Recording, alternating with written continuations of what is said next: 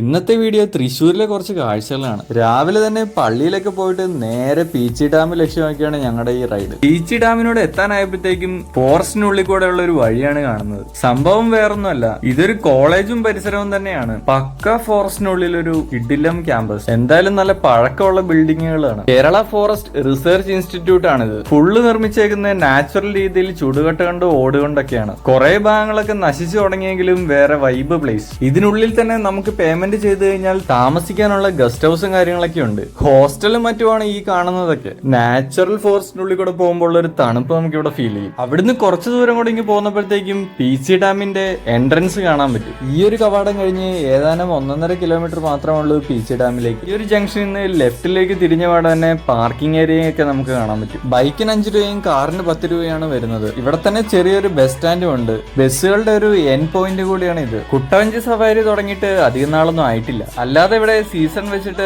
ബോട്ടിങ്ങും കാര്യങ്ങളൊക്കെ ഉണ്ട്. അഡൽട്ടിന് 20 രൂപയാണ് വരുന്നത്. പ്രായമായവർക്കും പിള്ളേർക്കും 10 രൂപയും. ടിക്കറ്റ് കൗണ്ടറിൽ നിന്ന് കുറച്ചു ദൂരം മാത്രമേ ഡാമിന്റെ മേലേക്കുള്ളൂ. കൃഷി ആവശ്യങ്ങൾക്കും കുടിവെള്ളത്തിനും വേണ്ടിയാണ് ഈ ഡാം പ്രധാനമായി നിർമ്മിച്ചത്. ചെറിയ രീതിയിൽ വൈദ്യുതിയും ഇവിടെ ഉൽപ്പാദിപ്പിക്കുന്നുണ്ട്. ഇപ്പോൾ 1958 നിർമ്മിച്ച ഈ ഡാം ഏകദേശം 3200 ഏക്കർ നീണ്ടു കിടക്കുന്നു. 49.8 മീറ്റർ ഉയരവും 213 മീറ്റർ നീളവുമാണ് വരുന്നത്. ഇതിനു മേലെ കൂടെ നമുക്ക് നടക്കാൻ പറ്റും.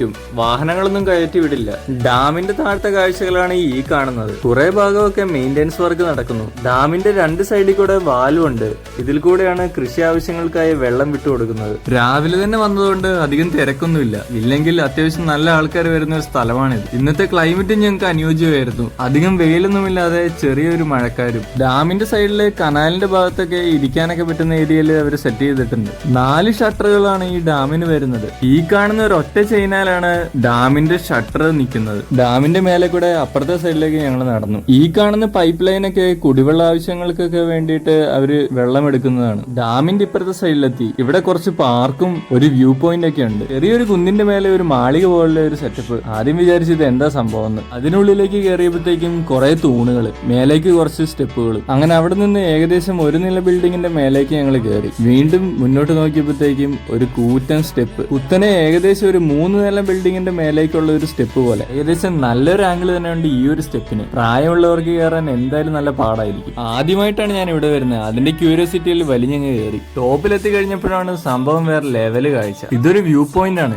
ഇവിടെ നിന്ന് നോക്കിയാൽ ഡാമിന്റെ ഫുൾ ഏരിയ നമുക്ക് കാണാൻ പറ്റും. നീണ്ടു കിടക്കുന്ന റിസർവോയർ ഏരിയയും ഈ ഭാഗമെല്ലാം ഫോറസ്റ്റ് ഏരിയ തന്നെയാണ്. ബോട്ടിങ്ങും കൊട്ടവഞ്ചി സഫാരിയൊക്കെ ഉണ്ട്. അധികം ആൾക്കാരില്ലാത്തതുകൊണ്ട് നമുക്കധികം കാണാൻ പറ്റില്ല. കുത്തനെ താഴോട്ട് കിടക്കുന്ന സ്റ്റെപ്പ് തന്നെ ഒരു കാഴ്ചയാണ്. നമ്മൾ നടന്നു വന്ന വഴികളാണ് ആ കാണുന്നത്. താഴ്ഭാഗത്ത് ചെറിയ പാർക്കും കിടിലും തണൽ മരങ്ങളൊക്കെ ഉണ്ട്. അങ്ങനെ നോക്കിയിരിക്കുമ്പോ അകലെ നിന്നൊരു കൊട്ടവഞ്ചി വരുന്നത് കണ്ടു. ഡാമിന്റെ കരഭാഗം ചേർന്നിട്ടാണ് അവരിത് കൊണ്ടുപോകുന്നത്. ഫോണിന്റെ ക്ലാരിറ്റി നോക്കാൻ വേണ്ടി ചുമ്മാ ഒന്ന് സൂം ചെയ്ത് നോക്കിയ വിഷ്വൽസ് ആണിത്. ഇവിടെ നിന്ന് നോക്കിയാൽ തൊട്ടപ്പുറത്തെ മലയില് വേറൊരു സംഭവം കൂടി ഉണ്ട്. ഇതും ആക്ച്വലി എന്തോ വെള്ളം ഫിൽട്രേഷനും കാര്യങ്ങളൊക്കെയാണ്. വെള്ള കൊട പോലെ കാണുന്നത് വെള്ളം ഒഴുകുന്നതാണ്. അങ്ങനെ അവിടെ നിന്ന് കുറച്ച് വിഷ്വൽസ് ഒക്കെ ഷൂട്ട് ചെയ്ത് ഫോട്ടോസ് എല്ലാം എടുത്ത് താഴോട്ട് ഇറങ്ങി. ഈ കാണുന്ന ബിൽഡിങ്ങിന്റെ മണ്ടയിലാണ് നമ്മൾ കയറിയത്. ആ ടവറിന്റെ മേലെയാണ് നമ്മൾ നിന്നത്. ഇവിടെ വരുന്നവർ ആ ടവറിന്റെ മണ്ട കയറാൻ ഒരിക്കലും മറക്കരുത്. നല്ലൊരു കാഴ്ചയാണ് അവിടുന്ന് കിട്ടുന്നത്. അതിന്റെ താഴ്ഭാഗത്തായിട്ട് ചെറിയ പാർക്കും മറ്റും ഉണ്ട്. കിടില മരങ്ങളും. പിള്ളേരെ മാത്രം ഫോക്കസ് ചെയ്തുണ്ടാക്കിയ പാർക്കല്ല, നമുക്കും അതിൻ്റെ അകത്ത് കയറാൻ പറ്റുന്ന കുറച്ച് ഐറ്റംസ് ഉണ്ട്. ഈ മരങ്ങൾ തന്നെ ഒരു ഫോട്ടോജനിക് ആണ്. പ്രായവും കാലവും ഒന്നും ഒരു പരിധിയല്ല എന്ന് പറഞ്ഞ്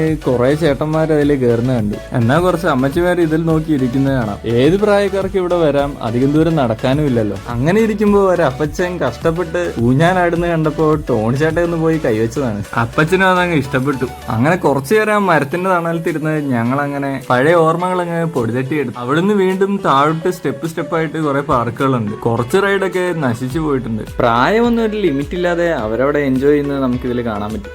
നമ്മൾ ഡാമിന്റെ മുകളിൽ നിന്ന് കണ്ട KSEBിന്റെ കറണ്ട് ഉൽപ്പാദിപ്പിക്കുന്ന ജനറേറ്റർ ഇതിന്റെ ഉള്ളിലാണ് വെച്ചേക്കുന്നത്. ചെറിയ രീതിക്ക് മാത്രമാണ് ഇവിടെ കറണ്ട് ഉൽപ്പാദിപ്പിക്കുന്നത്. ഡാമിന്റെ മെയിൻ ലക്ഷ്യം കൃഷിയിടങ്ങളിലേക്കുള്ള ജലസംഭരണം തന്നെയാണ്. അവിടുന്ന് കുറച്ചു നേരം ഫോറസ്റ്റ് പോലുള്ള ഒരു ഏരിയയിലേക്ക് ഞങ്ങൾ നടന്നു. ഫോറസ്റ്റിനുള്ളിൽ കൂടെ നടക്കാൻ വേണ്ടി ടൂറിസ്റ്റുകൾക്ക് വേണ്ടി തന്നെ ഉണ്ടാക്കിയ വഴിയാണിത്. പക്ഷേ ഈ ഭാഗത്തേക്കൊന്നും ആരും തന്നെ വരുന്നത് കണ്ടില്ല. നല്ല രീതിക്ക് വഴി ഇന്റർലോക്ക് കൊണ്ട് വൃത്തിയാക്കിയിട്ടിരിക്കുന്നു. പക്ഷെ ഈ ഭാഗത്തേക്കൊന്നും ആരും വരാത്തതുകൊണ്ട് മരങ്ങളും ഇലകളും വീണ് വഴി മൊത്തം അടഞ്ഞു പോയിരിക്കുന്നു. ഞങ്ങൾക്ക് പിന്നെ ക്രൈസായി. ഈ വഴിക്ക് ഒരു എൻഡ് ഉണ്ടാവുമല്ലോ, അതെന്തായാലും കണ്ടുപിടിച്ചിട്ടേ പറ്റുള്ളൂ എന്ന് പറഞ്ഞിട്ട് നേരെ തന്നെ ഞങ്ങൾ വിട്ടു. പോകുന്ന വഴിക്ക് അടിപൊളി കുറെ ഷോർട്സും എടുത്തു. ഇവിടെ തന്നെ ഇരിക്കാനൊക്കെ വേണ്ടിയിട്ട് കുറെ കാര്യങ്ങൾ ചെയ്തു വെച്ചിട്ടുണ്ട്. പക്ഷെ ആരും ഇങ്ങോട്ട് വരാത്തതുകൊണ്ട് ഇതെല്ലാരും മിസ് ചെയ്യുന്നു. ആളനക്കവും ഒരു ശബ്ദവുമില്ല. ശരിക്കും പറഞ്ഞാൽ ഒരു പട്ടികുറക്കനും ഇല്ല എന്ന് പറയുന്ന സ്ഥലം തന്നെ. ഞങ്ങൾ 3 പേര് മാത്രം. ഇങ്ങനെ പോകുമ്പോൾ ഉള്ളിൽ ചെറിയൊരു പേടിയൊക്കെ ഉണ്ട്. എന്നാലും കാര്യമില്ല, എൻഡ് പോയിന്റ് കണ്ടുപിടിച്ചിട്ട് തന്നെ എന്ന് പറഞ്ഞിട്ട് ഞങ്ങൾ മുന്നോട്ട് തന്നെ പോയി. മുന്നോട്ട് പോകുന്തോറും ഭീകരത കൂടി വന്നു. വഴി മൊത്തം അടഞ്ഞു കിടക്കുന്നു, ഫുള്ള് കാട് മൂടിയിരിക്കുന്നു. എന്നാലും ഞങ്ങളുടെ ഡൗട്ട് വേറൊന്നായിരുന്നു, എന്തിനു വേണ്ടി ഇങ്ങനെ ഒരു വഴിയാക്കിയിട്ടേക്കുന്നേ, അതും നല്ല വൃത്തിക്ക് കോൺക്രീറ്റ് ഒക്കെ ചെയ്തിട്ട്. കുറച്ചു ദൂരം എത്തിയപ്പോഴത്തേക്കും മേലേക്ക് കുറച്ച് സ്റ്റെപ്പുകൾ കാണാം. ഫോറസ്റ്റിനുള്ളിൽ കൂടെ ഈ സ്റ്റെപ്പുകൾ വേറെ തന്നെ ഒരു വ്യൂ ആണ്. കാവിനുള്ളിലേക്ക് പോകുന്ന പോലെയാണ് എനിക്ക് ഫീൽ ചെയ്തത്. അതിലെ കുറച്ചു ദൂരം മേലേക്ക് കയറിയപ്പോൾ ആൾക്കാരുടെ ശബ്ദം കേൾക്കാൻ തുടങ്ങി. നമ്മളൊരു വ്യൂ പോയിന്റിൽ നിന്നില്ലേ, ഒരു ബിൽഡിങ്ങിന്റെ മണ്ടയിൽ, അവിടെ നിന്ന് ഫോറസ്റ്റിലേക്ക് ഒരു വഴി ഉണ്ടായിരുന്നു. ആ വഴിയാണ് ഇത് ചെന്ന് എത്തുന്നത്. ഇതൊരു വലിയ മരം വീണ് കിടക്കുന്നു. ഇപ്പോൾ ഓൾമോസ്റ്റ് ദ്രവിച്ച് മണ്ണിനോട് അലിഞ്ഞു. ഭാഗത്തൂടെ ചെറിയൊരു അരുവി ഒഴുകുന്നതാണ്. മരത്തിമേ വളരുന്ന കുറച്ച് മഷ്റൂംസ് ഇവിടെ കാണാം. ശരിക്കും ഇപ്പോഴൊക്കെയാണ് ഒരു ഫോറസ്റ്റിന്റെ ഫീല് കിട്ടുന്നത്. ഇവിടെ വന്ന എന്തായാലും അടിപൊളിയായിരുന്നു.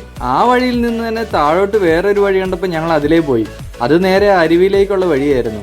അവിടുന്ന് വീണ്ടും 2-3 പാലങ്ങളും ആൾക്കാരുടെ അനക്കവും ഒച്ചയൊക്കെ കേൾക്കാൻ തുടങ്ങി. ശരിക്കും ഫോറസ്റ്റിന്റെ അടിപൊളി ഫീലും ഫോട്ടോജനിക് ആയിട്ടുള്ള കുറെ ഏരിയാസും. ഇവിടുന്ന് എടുത്ത കിടിലം ഫോട്ടോസ് ഞങ്ങൾ ഇൻസ്റ്റാഗ്രാമിലേക്ക് പോസ്റ്റ് ചെയ്യുന്നുണ്ട്. നിങ്ങളൊന്ന് കയറി കണ്ടു നോക്ക്. അങ്ങനെ ഫോറസ്റ്റ് കൂടെയുള്ള റോഡ് ഞങ്ങൾ വന്നെത്തിയത് ഡാമിൽ നിന്ന് നേരത്തെ വെള്ളം ഒഴുകി പോകുന്ന കണ്ട കനാലിലേക്കാണ്. ആ കനാലിന്റെ താഴ്ഭാഗത്ത് ഡാമിന്റെ അടിവാരം തന്നെയാണ്. ആ ഭാഗത്തെല്ലാം ടൂറിസത്തിന് വേണ്ടി കുറെ ഗാർഡനും കാര്യങ്ങളൊക്കെ ചെയ്തു വെച്ചിട്ടുണ്ട്. അങ്ങനെ കറങ്ങിത്തിരിഞ്ഞ് നമ്മൾ നേരത്തെ കണ്ട പവർ സ്റ്റേഷന്റെ അവിടെ എത്തിയിരിക്കുന്നു. അവിടുന്ന് താഴത്തേക്കുള്ള പാർക്കിലേക്ക് ഒരു വഴിയുണ്ട്. അതിൽ ഞങ്ങൾ താഴോട്ടിറങ്ങി. ആ ഗാർഡനിൽ മൈസൂരിലൊക്കെ കണ്ടിട്ടുള്ള കൂട്ട് ഒരു ഫൗണ്ടൈൻ കണ്ടു. സംഭവം എന്തായാലും പൊളിച്ചു. ഞങ്ങളുടെ കൂട്ടത്തിൽ ഒരു ചേട്ടൻ ഇവിടെ തന്നെ ഉള്ളതാണ്. ഗവൺമെന്റ് ആദ്യമൊക്കെ ഈ ഒരു ഡാമിന് വേണ്ടിയിട്ട് കുറെ പൈസ ഇൻവെസ്റ്റ് ചെയ്തിട്ടുണ്ട്. അതിനുശേഷം അതിന്റെ ഒരു താല്പര്യമൊന്നും ഗവൺമെന്റിന് തന്നെ കണ്ടില്ല. നിലവിൽ ഈ പാർക്കും കാര്യങ്ങളെല്ലാം ഫുള്ള് കാട് പിടിച്ച് നശിച്ചിരിക്കുന്നു. അങ്ങനെ ഡാമിന്റെ താഴെ എത്തി. ഇവിടെയൊക്കെ മെയിൻ്റെനൻസ് വർക്ക് ഉണ്ട്. ഇവിടെയൊക്കെ കുത്തിപ്പൊളിച്ചിട്ടുണ്ട്. നോക്കിയേ, താഴ്ഭാഗത്തെത്തി. മഴ തോളുന്നുണ്ട് ചെറുതായിട്ട്. ആ പാലത്തെ കൂടെ വണ്ടി പോകുന്ന കേട്ടോ. നമ്മൾ വണ്ടി പോകുന്ന ആ സൈഡിലേക്ക്. പീച്ചി ഡാമിന് 2 എൻട്രൻസ് ഉണ്ട്. ഒരു എൻട്രൻസ് ഇവിടെയാണ് വരുന്നത്, ഡാമിന്റെ താഴ്ഭാഗത്ത്. ഇവിടെ നിന്ന് കയറി കഴിഞ്ഞാൽ നമുക്ക് മേലേക്ക് കയറാൻ പറ്റും. ഇല്ലാന്നുണ്ടെങ്കിൽ നമ്മൾ കയറിയ പോലെ തന്നെ ഡാമിൻ്റെ മേൽഭാഗത്ത് കയറിയിട്ട് അതിൽ നടക്കാനും പറ്റും. ഞങ്ങൾ തിരിച്ച് കയറാൻ പോകുന്നത് ഈ കാണുന്ന വഴിയാണ്. ഇതിലെ മേലേക്ക് കയറാൻ പറ്റും. അപ്പം അതിലെയാണ് ഞങ്ങൾ തിരിച്ച് കയറാൻ പോകുന്നത്. ഇതൊക്കെ 4 ഷട്ടർ ആട്ടോ ഇവിടെയുള്ള. അതുപോലെ തന്നെ അപ്പുറത്തെ സൈഡിൽ കൂടെ നമുക്ക് ഇറങ്ങി വരാനുള്ള വഴിയുണ്ട്. ആ സൈഡിൽ കൂടെ ഡാമിൻ്റെ മേലെ കുറച്ച് ആൾക്കാരവിടെ നിൽക്കുന്നത് നമുക്ക് കാണാൻ പറ്റും. ടോപ്പിൽ ഇതിനുള്ളിൽ കൂടെ നമുക്ക് ഉള്ളിലേക്ക് കയറുകയാണെന്നുണ്ടെങ്കിൽ ഡാമിൻ്റെ ഉള്ളിൽ ടണലുണ്ട്. അങ്ങോട്ടുള്ള വഴിയാണ് ഇത് വരുന്നത്. നമുക്ക് ഡാമിൻ്റെ തൊട്ടടുത്തുള്ള വഴി കൂടെ നമ്മൾ പോകുന്നത്. ശരിക്കും വേറെ ഒരു ഡാമിലും ഞാനിങ്ങനെ കണ്ടിട്ടില്ല നമുക്കിങ്ങനെ കയറി പോകാൻ പറ്റുന്ന രീതിയിൽ, അലോ ചെയ്യുന്ന രീതിയിൽ. പക്ഷെ ഇവിടെ നമുക്കിങ്ങനെ വഴിയൊക്കെ ഉണ്ട് കേട്ടോ, ആൾക്കാർ കയറിപ്പോകാൻ. കുറച്ച് പോയത് കയറിയപ്പോഴത്തേക്ക് ഇവിടെ ഇൻസ്പെക്ഷൻ ഗാലറി ഗേറ്റ് 1 എന്നൊക്കെ പറഞ്ഞിട്ട് എഴുതി വെച്ചിട്ടുണ്ട്. എനിക്കൊന്ന് ഡാമിൻ്റെ ഉള്ളിലേക്ക് പോകാനുള്ള വഴിയാണിത്. ഡാമിന്റെ ഇരു സൈഡിലും ഇതുപോലെ വാൽവുകളുണ്ട്. അത് കനാലിലേക്കാണ് ഓപ്പൺ ആവുന്നത്. കൃഷിയിടങ്ങളിലേക്ക് ഈ വാൽവുകൾ തുറന്നു വിട്ടിട്ടാണ് കനാലിലൂടെ വെള്ളം വിടുന്നത്. ഡാമിന്റെ ഒരു ശരാശരി വെള്ളമായി കഴിഞ്ഞാൽ ഈ കനാൽ വഴി അത് വിടുന്നതാണ്. ആ സ്റ്റെപ്പുകൾ കയറി തിരിച്ച് നമ്മൾ കയറിയ മെയിൻ എൻട്രൻസിലേക്ക് തന്നെ എത്തും. അവിടുന്ന് പുറത്തിറങ്ങി നടന്നുവേണ്ടി പാൽ സർബത്തും കൂടെ കുടിച്ച് വയറ് കൂളാക്കി. അത് കഴിഞ്ഞപ്പോഴത്തേക്കും വീണ്ടും ഒരു ഐഡിയ. പിന്നെ ഒന്നും നോക്കില്ല, ബൈക്ക് എടുത്ത് നേരെ കുതിരാൻ ടണലിലേക്ക്. ആ കാഴ്ചകൾ നമുക്ക് അടുത്ത എപ്പിസോഡിൽ കാണാം.